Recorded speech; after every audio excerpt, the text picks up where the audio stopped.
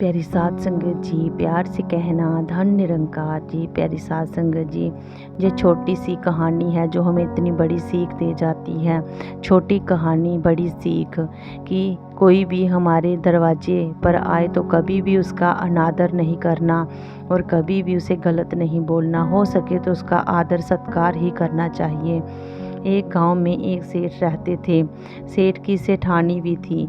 जो उनकी सेठानी थी उसे बात करने का तरीका नहीं था। जब भी कोई बात करती वो अलग तरीके से ही करती और वो बहुत ही तेज़ तर्रार थी। कोई मांगने वाला फ़कीर घर आ जाए तो अंदर से ही गालियां देकर भगाती थी। एक दिन वह कचड़ा बाहर डालने आ रही थी कि संत एक फ़कीर उधर से गुजर रहे और उसके दरवाजे पर खड़े होकर बोले कि माई कुछ दे दे, तेरा भला होगा।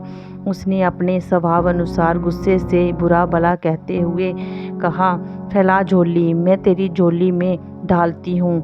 लेकिन जो संत होते हैं वो बहुत ही विनम्र होते हैं। उन्होंने झोली फैलाई और उसने पूरा कचरा उसकी झोली में डाल दिया। संत ने विनम्र भाव से कहा कि माई तेरा भला हो, तूने कुछ देना तो सीखा। मैंने तो सुना था कि तू देती ही नहीं है किसी को। ये कहते हुए संत आगे बढ़ गए।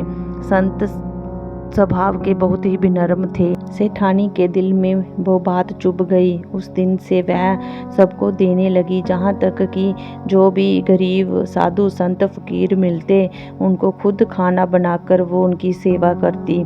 सन्यासियों की खुद खाना बनाकर खिलाती। और संत जी फिर फरमाते हैं कि इस कहानी को सुनाते हुए कहा कि महात्मा होशियार और दूरदर्शी होते हैं, तुम उनको नहीं समझ सकते हो। वो किसके जीवन को कब पलट देते हैं उसको भी तुम नहीं समझ सकते हो। जैसे कि उस सेठानी की सोच को एक संत ने बदल दिया। तभी हमें बार बार कहा जाता है कि संतों की संगत करो और संतों महापुरुषों का संग रखो। इसलिए प्यारी साध संगत जी, जब हम संतों महापुरुषों के संग रहेंगे हमें समझ सोच भी आती रहेगी और हमें पता चलता रहेगा कि क्या सही है और क्या गलत।